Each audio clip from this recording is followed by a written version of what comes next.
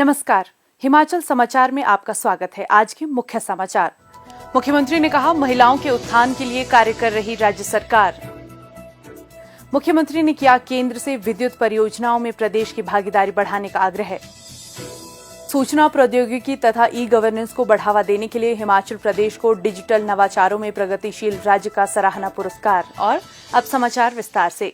मुख्यमंत्री ठाकुर सुखविंदर सिंह सुक्खू ने कहा कि महिलाएं समाज का अभिन्न अंग हैं और प्रदेश सरकार ने महिलाओं को लाभान्वित करने के लिए कई योजनाएं शुरू की हैं।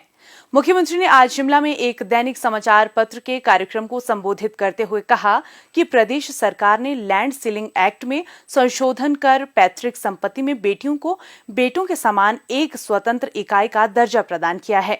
उन्होंने कहा कि महिलाएं मीडिया, खेल, विज्ञान, शिक्षा, सेना, प्रशासन, राजनीति, सामाजिक सेवा जैसे विभिन्न क्षेत्रों में उत्कृष्ट सेवाएं प्रदान कर रही हैं तथा उन्होंने प्रदेश का नाम रोशन किया है। मेरा ये मानना है कि हमने जब भी सत्ता ग्रहण की तो मैंने पहले दिन से ये कहा कि हम सत्ता सुख के लिए नहीं चाहते, हम व्यवस्था परिवर्तन करने आए। निश्चित तौर पर हमारी सरकार को बने हुए 120 दिन अभी हुए हैं। आप देखेंगे कि हमने हिमाचल प्रदेश में महिलाओं से संबंधित कई योजनाएं शुरू की।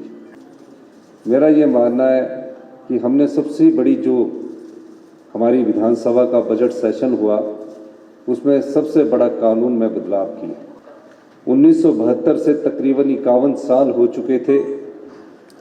जो 1972 का लैंड होल्डिंग एक्ट था उसमें बेटी को इकाई नहीं माना जाता था। कहने का मतलब ये है कि जिसके पास एक सीमा के दायरे में जगह होती थी तो बेटे को तो इकाई मान लिया गया था, उसके नाम पर तो उस सीमा से अधिक जो जगह थी वो उसके नाम पर चढ़ जाती थी, लेकिन बेटी जिसके हुई उसके नाम की जो अधिक से जो सीमा से अधिक जगह थी वो सरकार के नाम पर चढ़ जाती थी। तो कई ऐसे परिवार थे जिनकी जगहें सरकार में चली गई लेकिन बेटी को इकाई नहीं माना गया। एक लैंड होल्डिंग से हमने उसमें परिवर्तन किया और आज जो भी लैंड होल्डिंग एक्ट का था उसमें बेटी को इकाई माना गया और वो आज बराबर की हकदार हो गई। नारी तू नारायण तभी हम उसको उस सत्यार्थ को साबित कर सकते हैं जब उसमें फैसले लेने की शक्ति हम देंगे। आज हिमाचल प्रदेश में हमने नारियों को महत्वपूर्ण स्थान दिया। मेरी अपनी सोच है, पंचायती राज चुनाव जो होते हैं उसमें 57% महिलाएं चुनकर आई है। जब हम नारी के हाथ में फैसला लेने की ताकत देंगे तब निश्चित तौर पर समाज का उत्थान होगा। जब नारी घर में फैसला लेकर अपने गृहस्थी जीवन को चला सकती है, हमारे परिवार में नारी ही फैसला लेती है गृहस्थी जीवन में चलाने के लिए, तो जीवन में जब हम उनको अपनी राजनीतिक ताकत दे या सत्ता की ताकत दे तो निश्चित तौर पर समाज का कल्याण होता है। महिलाएं प्रदेश के विकास में पुरुषों के समान योगदान दे रही हैं।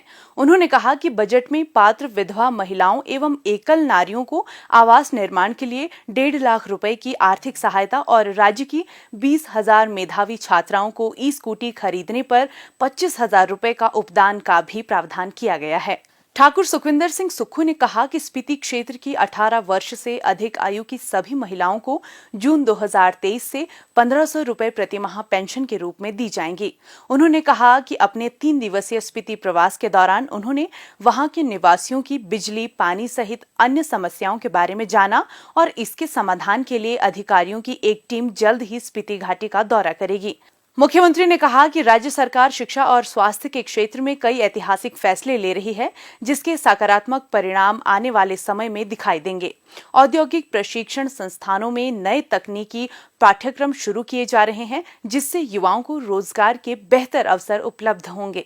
मुख्यमंत्री ठाकुर सुखविंदर सिंह सुक्खू ने अपने काजा प्रवास के दौरान रविवार को भारत सरकार की ऊर्जा सचिव श्री आलोक कुमार से भेंट की और राज्य के विद्युत परियोजनाओं से जुड़े विभिन्न मुद्दों पर चर्चा की। मुख्यमंत्री ने केंद्रीय सचिव के साथ बैठक के दौरान विभिन्न जल विद्युत परियोजनाओं के लिए राज्य सरकार और सतलुज जल विद्युत निगम के मध्य हस्ताक्षरित समझौता ज्ञापनों पर चिंता व्यक्त करते हुए कहा कि इन परियोजनाओं में हिमाचल प्रदेश को क्रमबद्ध हिस्सेदारी की पेशकश राज्य के लोगों के हितों के साथ अन्याय है। इन परियोजनाओं में 210 मेगावाट की लुहरी 1, 172 मेगावाट लुहरी 2, 382 मेगावाट सुन्नी और 66 मेगावाट की धौलासिद्ध सहित अन्य परियोजनाएं भी शामिल हैं। मुख्यमंत्री ने केंद्र सरकार से इन समझौतों का पुनः परीक्षण करने का आग्रह किया। उन्होंने हिमाचल प्रदेश को इन बिजली परियोजनाओं के स्वामित्व हस्तांतरण के लिए 75 वर्षों की एक निश्चित समय सीमा निर्धारित करने का भी आह्वान किया, क्योंकि वर्ष 2019 के बाद परियोजनाओं के लिए हस्ताक्षरित समझौता ज्ञापनों में ये समय सीमा 70 वर्ष है। मुख्यमंत्री ने विभिन्न बिजली परियोजनाओं में भागीदारी में वृद्धि पर चर्चा करते हुए आग्रह किया कि बीबीएमबी, एसजेवीएनएल और एनजेपीसी जैसी कंपनियां जिन परियोजनाओं में पहले ही अपनी लागत वसूल कर चुकी हैं, ऐसी पनबिजली परियोजनाओं में राज्य को 40% हिस्सा प्रदान किया जाना चाहिए। उन्होंने कहा कि पंजाब के साथ 110 मेगावाट की शानन जल विद्युत परियोजना के लिए पट्टे की अवधि वर्ष 2024 में समाप्त हो जाएगी। उन्होंने पट्टे की अवधि समाप्त होने के बाद हिमाचल को उसका उचित हिस्सा प्रदान करने पर बल दिया। मुख्यमंत्री ठाकुर सुखविंदर सिंह सुक्खू को आज प्रदेश के सूचना प्रौद्योगिकी सचिव श्री अभिषेक जैन ने डिजिटल नवाचारों में प्रगतिशील राज्य का सराहना पुरस्कार सौंपा। ये पुरस्कार कंप्यूटर सोसाइटी ऑफ इंडिया द्वारा सूचना प्रौद्योगिकी तथा ई गवर्नेंस को बढ़ावा देने के लिए हिमाचल प्रदेश को प्रदान किया गया है।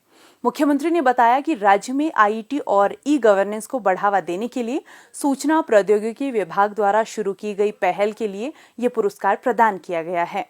डिजिटल उपकरणों के उपयोग से शासन को बेहतर और सुगम बनाने में सहायता मिल रही है और इससे नागरिकों के जीवन की गुणवत्ता में सुधार के प्रयासों में भी तेजी आई है। उन्होंने बताया कि हिमाचल ई गवर्नेंस और आईटी उपकरणों के उपयोग में देश का अग्रणी राज्य है।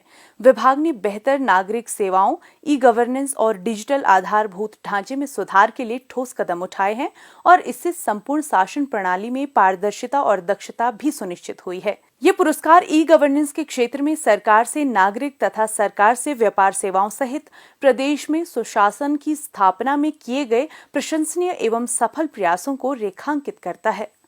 हिमाचल समाचार देखने के लिए सब्सक्राइब करें YouTube channel information and public relations department HP, follow करें ट्विटर @DPRHP, लाइक करें Facebook page information and public relations department Himachal Pradesh, visit करें वेबसाइट www.himachalpr.gov.in। इस अंक में इतना ही। कल फिर होगी मुलाकात। दीजिए इजाजत। नमस्कार।